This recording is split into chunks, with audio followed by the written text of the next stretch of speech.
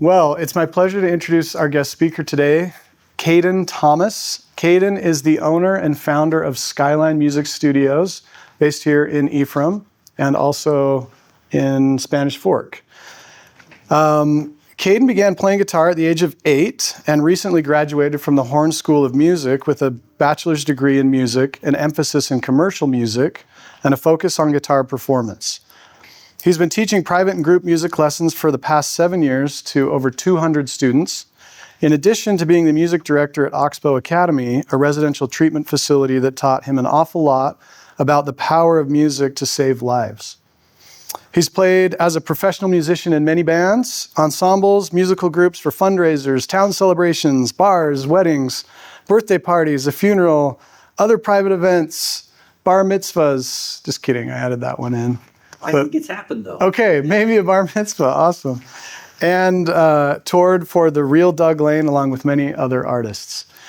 He currently works as just a contemporary music teacher and business owner because he believes that you can do anything you want to, but you can't do everything you want to well. Kayden enjoys passing on the knowledge he has been given by his teachers and those he has been influenced by to better the lives of the youth especially. He's also working on several online courses to revolutionize modern music education. And in addition to music, he enjoys spending time with his family and being in the outdoors. And we also welcome Kayden's wife, Kate, with us today. So please welcome Kayden Thomas. Thanks, Kayden. Appreciate it. Well, thanks for having me in class, Russ. I'm hoping you can each learn from my mistakes and the things I guess I've done right too, so that you don't have to go through the same crap that I did. And I'd like to start off by saying that I haven't made it. I don't feel qualified to be up here. My business is still baby-sized, and I am far from the disciplined person that I'd like to be. We're still solving problems in the business, and it has just barely begun to turn a profit. I still slack off when I shouldn't. I don't know my numbers as well as I should, and I have not built any material wealth whatsoever yet. But today, I run a 6-figure music lesson business, thriving with 103 students. Before this, as Russ said, I was a guitar for hire at prestigious weddings, in a touring band, and doing session work. I've been playing guitar for a little more than 2 decades and teaching for about 7 years. But none of that almost didn't happen. Because private music lessons stink. They're terrible. Is anybody in here taking private lessons? Okay, we've got a few hands. Okay, did you enjoy said private music lessons? Okay, somebody had some good teachers. Your parents should have paid them more money. That's good, but you didn't. Why? I just moved around too many times, never was a good teacher. They didn't really care what I wanted to play, more so just learning the basics of music literature and stuff like that, rather than wanting to figure out why guitar works or how it works or why I can play it like I can. Yeah, that makes good sense. I understand your frustration. Anybody else not satisfied with their experience with private music lessons? No? Man, you guys must not be my target audience, but that's okay. And there's like 30,000 people down here. I'll find them. But my experience, I got a guitar when I was 8. That's a picture of goofy old me. Surprised it's not black and white, aren't you? Anyway, and my mom signed me up for some music lessons with a nice old lady down the street named Mrs. Roth. And she was a wonderfully nice person. We went to the same church. She enjoyed a lot of the same music that I did, but she taught music lessons the way they've always been taught. Anybody have like method books that you learned from that you had to bring to class every week? Did you get like a sticker put on your music when you learned how to play it good? Anybody in here learn Happy Birthday? Or, I don't know, Ode to Joy? Or just some of this really easy, simple stuff? Chopsticks? No? I'd love to hear more about your music experience later on, because it sounds really good. Anyway, every time I left these lessons, as wonderful of a lady as she was, and as good as she was at her job, and there were a few students that could play really well of hers, but every time I went home from those lessons, I felt like I was not having any fun, I wasn't learning any of my favorite music, and I wasn't getting any better.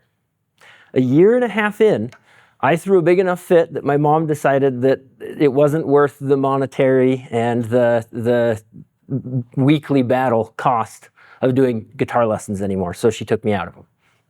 And 11-year-old me, I'm like, I'm just gonna stick to playing Legos. Maybe I'll go work for him someday. That was my dream. And it stayed that way for another year or so until another guy in our church congregation, he had a band that they played some classic rock stuff. They'd go play at a few bars. He didn't make a living doing it, but they enjoyed it and they were pretty good. And they invited me over to one of their practices. And I was exposed to some ancient band names that maybe you guys have heard of. Foreigner, Lynyrd Skynyrd, Styx. No? They're great.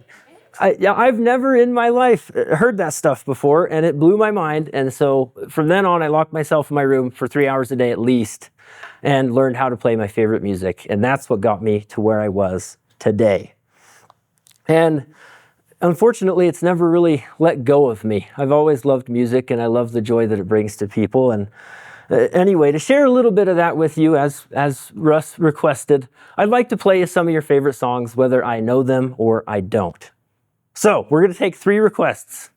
Any 3 requests, I'm going to listen to them and learn them on the spot for you.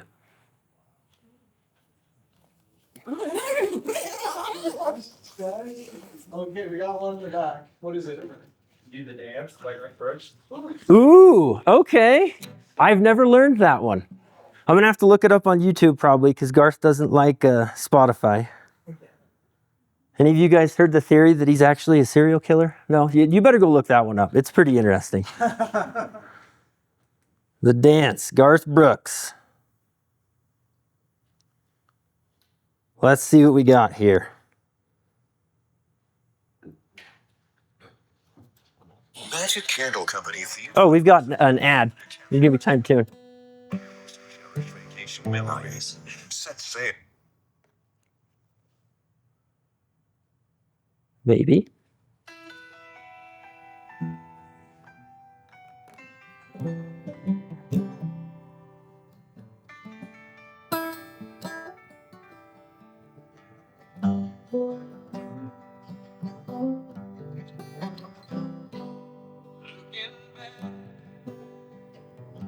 Oh, the memory of the dance we shared.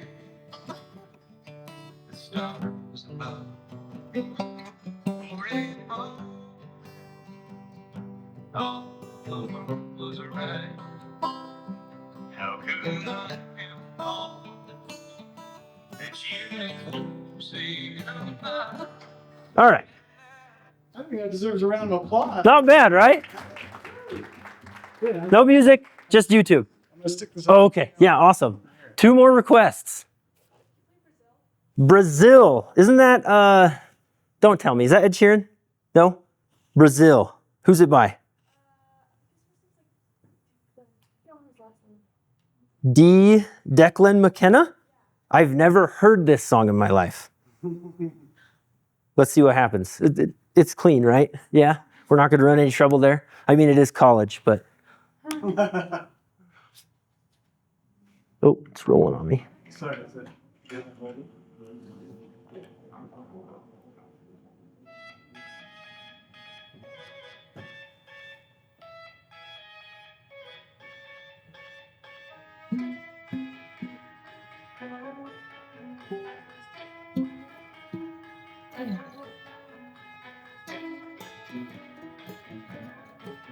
I'm about there.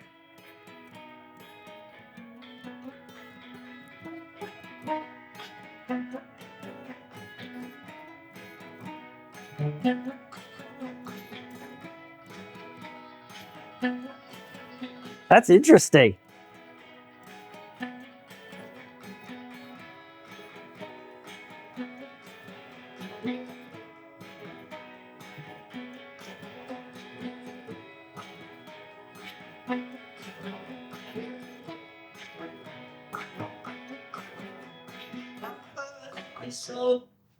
That's a great song. I'm gonna have to go back and learn the rest of that. Oh, thank you. All right. Either one. Hopefully you guys could hear that enough to know I kind of know what I'm doing, I guess. One more request. What do you got? Oh, yeah. A little bit of Muse, right? I've never played this one, but I have heard it.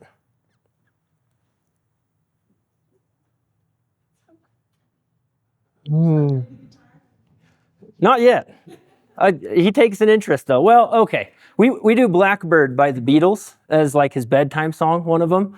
And there's the part at the end where you just kind of wait for the last chord, and he knows which string to pick to make it sound good. It's pretty fun. Okay. Let's see. Supermassive black hole. Stop cooking. Start living. Here are 5 reasons. Anybody need meal service? No? Okay. Ultimate. Let's move on.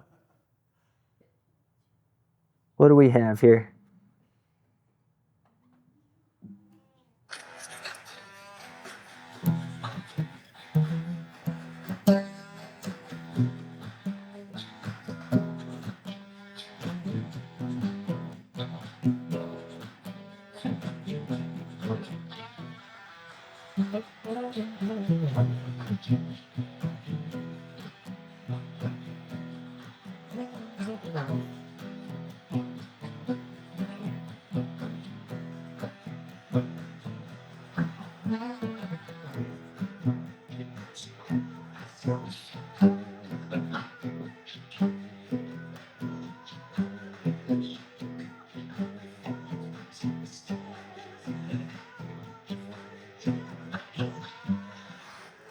Yeah, great tune.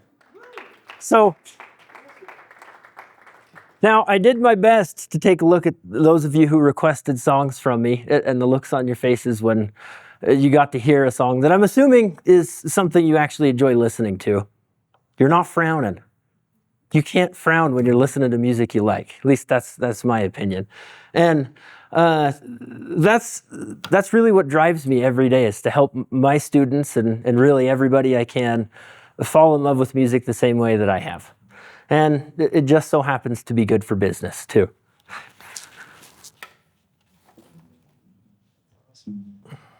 So here's how it happened. Yeah, sorry about that. When I was a sophomore in high school, I came in towards snow. I was actually living in Texas at the time. My mom had come here to college, and she was like, "Oh, it was so great.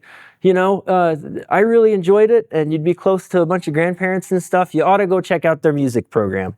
And I knew I liked music. I had no idea what I was going to do with my life. Is anybody else kind of in the same boat as far as not knowing what you're going to do yet? That's okay. I didn't really figure this out until like 4 months before I graduated. So take your time. It's all right. But I just kind of felt like the music program would get me where I wanted to go, wherever the heck that was. So I decided I would come here. And when I graduated, I came here, and my uncle had a construction company. He does custom homes around here. And he let me work for him. I think I got paid $15 an hour, which, 5 years ago, that was good paying money, man. And I ended up working enough hours to do like maybe $400 a month, just a little bit of spending money. My parents helped me out with a place to stay and some tuition, and I was in charge of the rest. And so anyway, that's kind of what I did for a long, long time, until a little bit after I got married to my beautiful wife, Kate. And, I didn't really think that it was possible to have the kind of life that I saw other people having. Has anybody ever felt that way? I had a best friend in high school, and his dad was a dentist who also owned some car washes, who also owned like a Quiznos, and he had his hand in a lot of stuff. He was pulling in like 10, 12 million bucks a year. I think it's closer to 50 now. But anyway, he was an incredible businessman. You'd never heard of him. He didn't really need to do any marketing. He just found things that people needed, and he built it. And I spent a lot of time with my best friend down there, and the only way that we could hang out is if we spent time working in his dad's businesses. Has anybody read the book Rich Dad, Poor Dad? No? This is one you need. Absolutely. It's a requirement if you're going to be a successful person.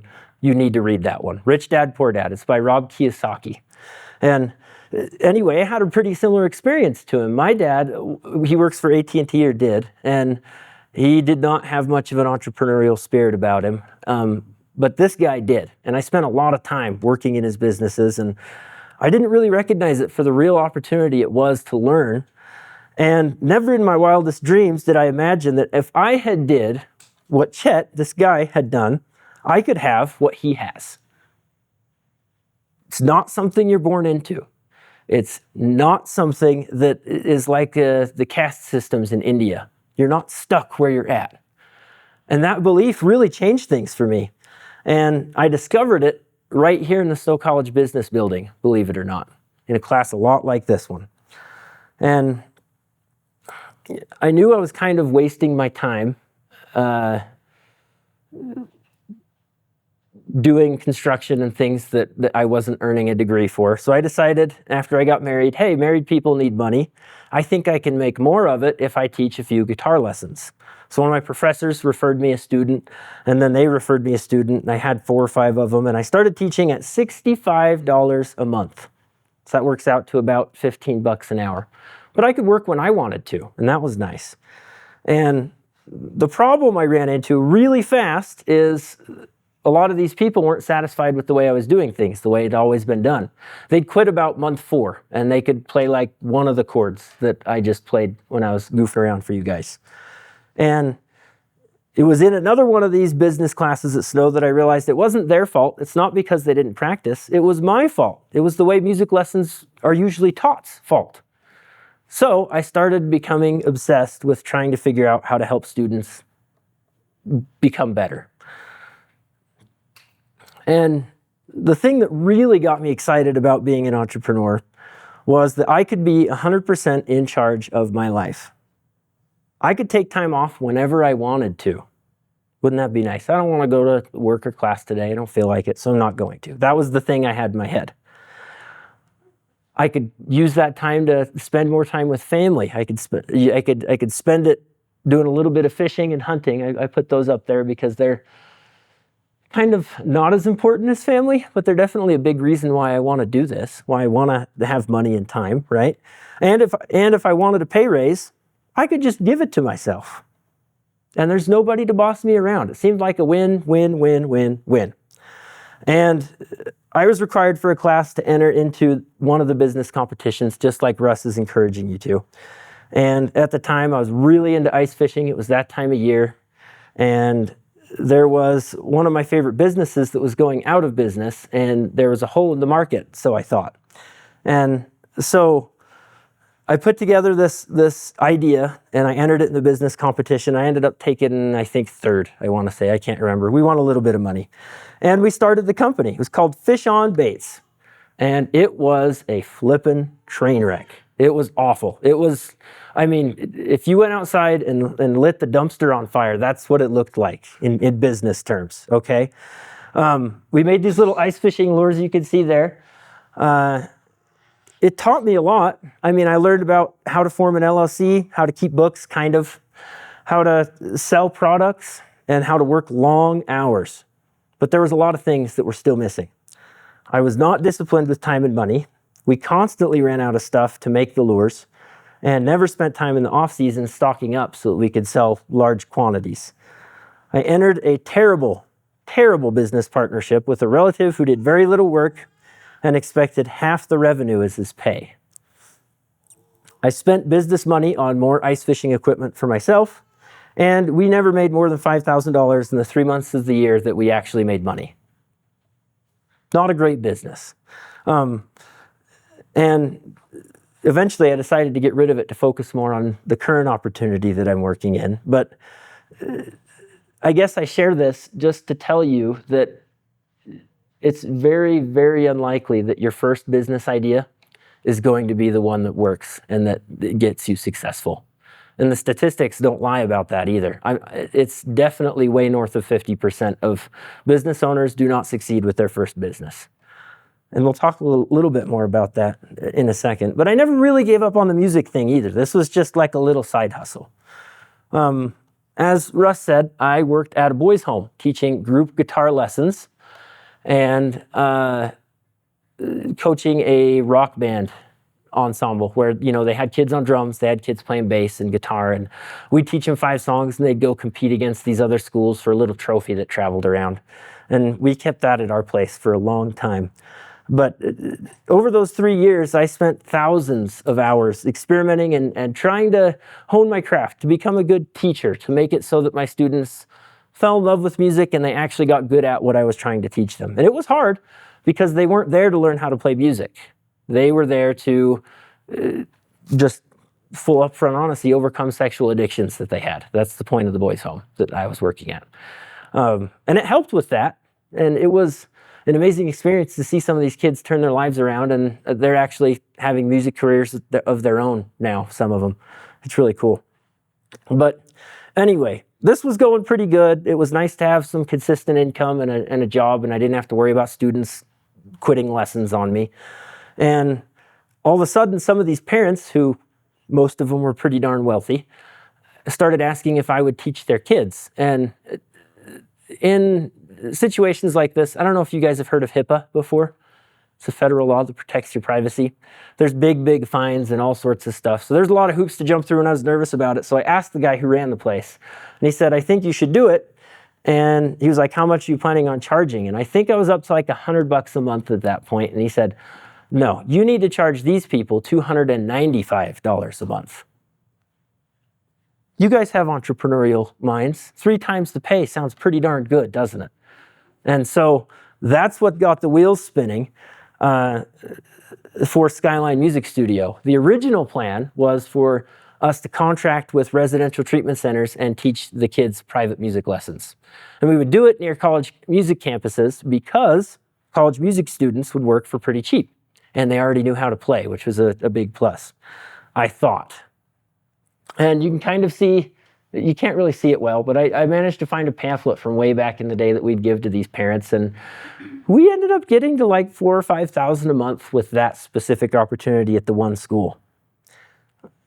And I was so wrong. This was not what it ended up being. So there's somebody you're going to hear me quote a lot today, and this fellow's name is Alex Hormozi. You guys ever heard of him? He puts out so much content, it's crazy. You've heard of him. Where did you hear about him? He wrote a book. Yep, he's written 4, I want to say. Yeah, and he started out with some gyms, that's what he did. And then he pivoted from that to helping other gyms grow and get big like his had. And then he pivoted into private equity is what he does now. But he makes a bunch of content, lots of it's free, and I've basically built my entire business on the principles that he's taught, and it's been really beneficial. But this is one of his things. And he just calls it the cycle of business, okay? We start out at uninformed optimism. Hey, I can make $300 a month a student teaching some music lessons that make a really big difference, okay? Then, after this, we usually get to here, which is what he calls informed pessimism, okay?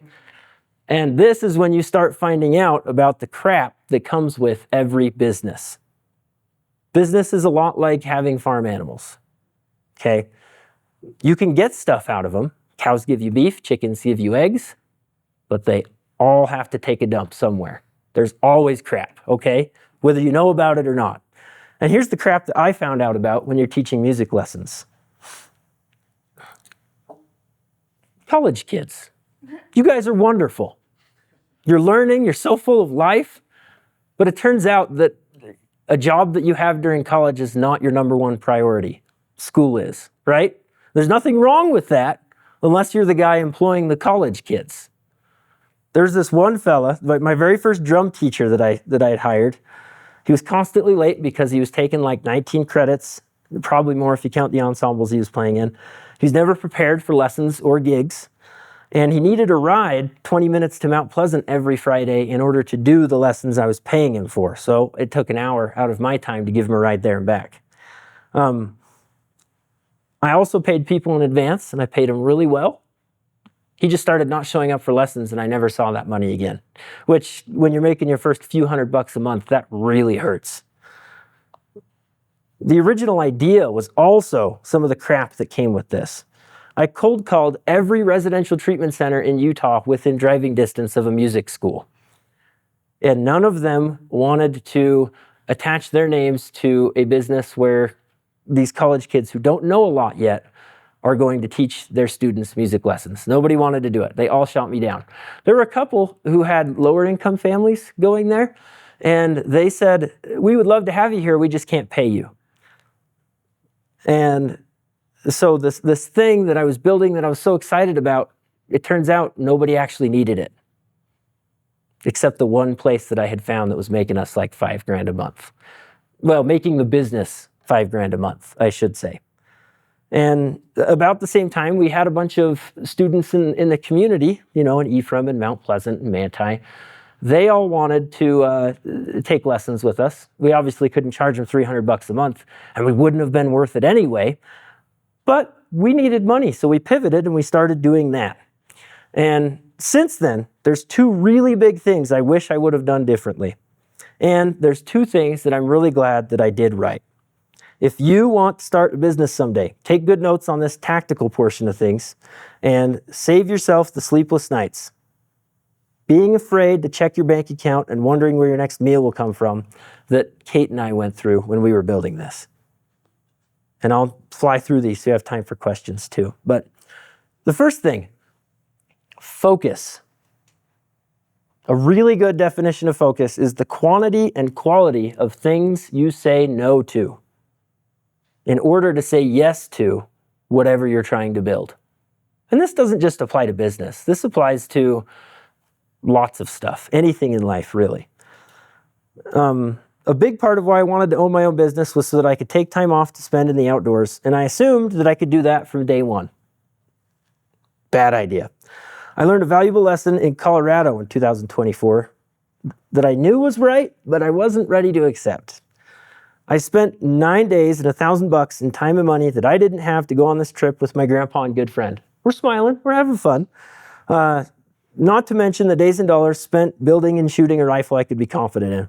I still took a few sales calls on the trip and we made a little bit of money, but I left the majority of things I needed to do to keep my current clients happy undone. Over the 9 days, there were 4 students who decided to be done thanks to the experience they had in lessons that fall. Because I spent the whole time hunting, there were plenty of songs that I said I would get done for students that I didn't. There were plenty of follow-up calls that I just didn't make, and there were plenty of lessons that I canceled. They just felt that it wasn't worth what we were charging, and they were right. Our current lifetime value per student is $1,400 with an average of 10 months that they stick around. So that fall of hunting didn't just cost me the $1,000. It cost me closer to $6,000 or $7,000 in both students that left, the hard cost of going on this trip, and the sales that I could have made that I didn't. That gets pretty expensive for a stinky old mule deer. And I still spend a little time outdoors, but there's many times now that I know the cost that it just isn't worth it. As a result of starting this business, there's family and friends that I just don't talk to anymore.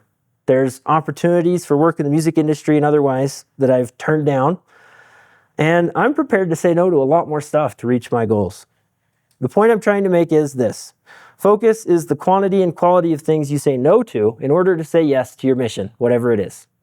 So, if you're going to doom scroll, if you're going to spend time with family, if you're going to do anything that is not what you're working on right now, know the price and be willing to pay it. If I had done that, man, the business would be in a completely different place. 10 minutes left. Thank you.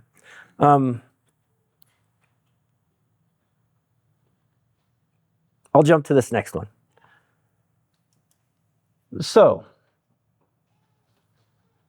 we started here. We thought things were great. We moved to, we know what it's like now and it kind of sucks. And then the suck keeps happening. And you get to what he calls a crisis of meaning. Is it worth running a business? Is it worth all the headache that we're going through right now? And this part is pretty hard for me to share, but I really hope it helps you. In the beginning, being able to pay my teachers what they're worth was very important to me, and this still is. We made about $295 a student, and I paid my folks a very generous $125 a month plus another $50 a month, so $175 total. I read about businesses operating at about 20% profit margins, and I thought that we were there because 80% of the money we made went to teachers, and that was the margins. Then when we switched over to teaching in the community, we dropped our prices to $150 a month, and we adjusted pay down to $100 a month per student, which was still 33% margins, so I thought.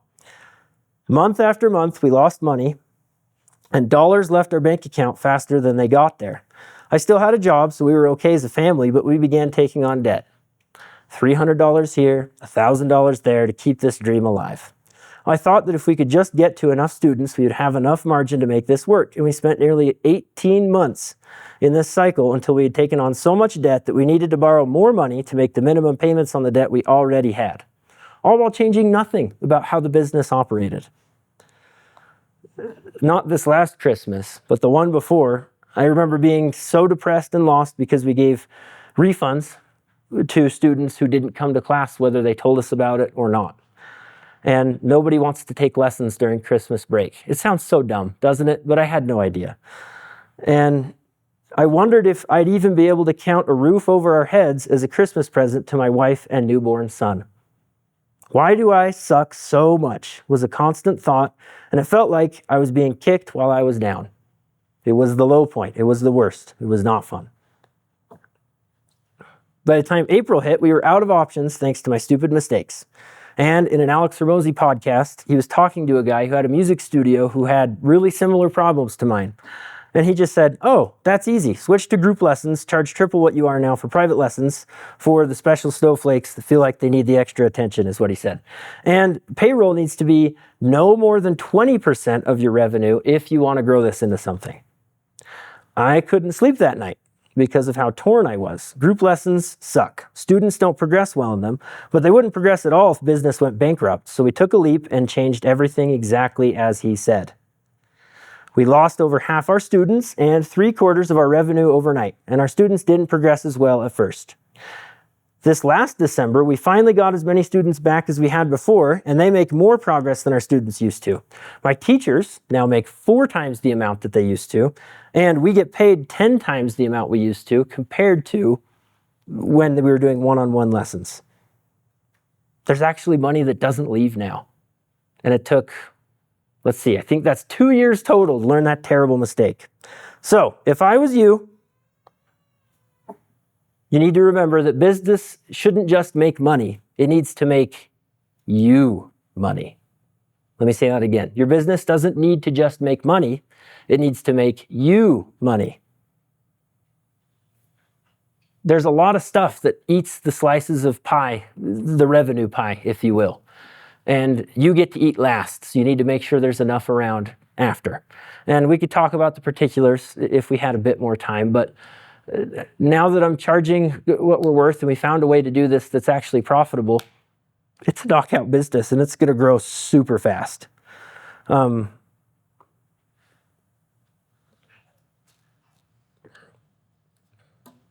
are 2 things, I'm going to end with this before I answer a few questions, required to be a successful entrepreneur. Number 1, you have to love something, and or you have to be good at it. You don't need both, but they're helpful. The good news is you can learn both of those things. You don't have to be born with it. I don't regret changing industries and letting my first business die, but I know the truth, I could have made it work had I not given up. I would need to quit everything else, expand manufacturing, and be a lot more in debt, and probably move to the Midwest where ice fishing is much more popular. But there's an alternate reality where it would have been a success story. The same is true of every dream. The only reason we benefit from so many great companies today is because when things got hard, their founders and executives did not quit. This is so much harder to run a business than anybody could accurately describe.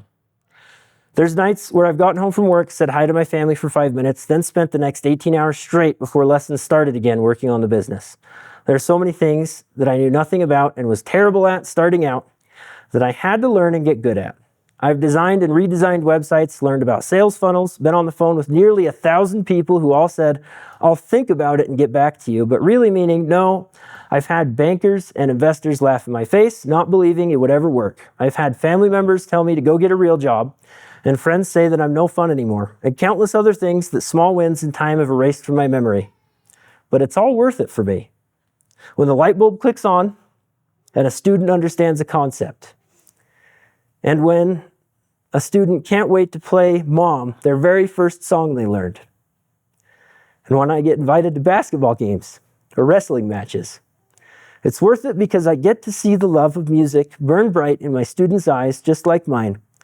And it will be worth it when we are the reason people put food on their tables doing something they love, and when I'm the one in my family that changed everything, when money and time are not the limits of our dreams anymore. So, find what you love or something you're good at, become obsessed with other people's problems, and don't you ever give up. Thank you.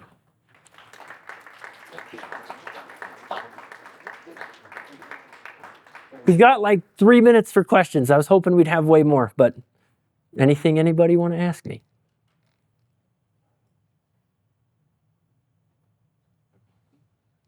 Go ahead. I might have missed this, but what instruments do you teach? I teach guitar, but I also have people working for me that do piano and voice. Those are kind of the really common ones. And then we also do bass guitar and drums, so like rock band instruments. Yeah. You mentioned that you do work in the community. What? Just instead of specifically at the boys' home, everybody in Sanpete County. That's what I meant. Studios. What's that? Like they're invited to the studio to learn. That's how you do that. Yeah, if they give us money. Oh, we've thought about doing things like that as a way to pick up more students, but we haven't yet. No. Yeah, I just meant people not at the boys' home when I was talking about that. Yeah. When you first started, did you do it like out of your house, or would you like go to their house? I would usually go to their house because our house was super tiny. Sometimes they would come to ours, but that was something that people thought was really, really convenient. It ended up costing more once we grew it to pay teachers to go to people's houses than it was just to rent a place. So now we have a little spot we rent west of town. Yeah. Here, Russ. So you mentioned that you got to know anything you're saying yes to that's not the mission is going to cost you the mission, right? Mm-hmm. So how do you make those decisions today when it's hard to say no to things that you want to say yes to, or vice versa? Yeah, that makes a lot of sense. You guys have heard opportunity cost before in these classes, right? To me, it's really mathematical, which in my head makes sense. I make a certain amount per hour doing all of the things that I do. I make $400 an hour when I teach. I make around $250 when I do sales or run marketing. And so what I ask myself when a buddy wants to go fishing or when there's a family event that we need to go to or something, I add up all the hours that would take and I ask myself, would I pay $1,000 to go do this thing? And if it's yes, then I would go do it. And if it's no, then I usually don't, if that makes sense. Yeah, I unfortunately we're out of time, but I really appreciate you guys being willing to listen. And I promise if you apply anything from what I've said today, you'll probably make more money and not be as stressed about everything when you start something. So thanks again. Thank you, Kayden.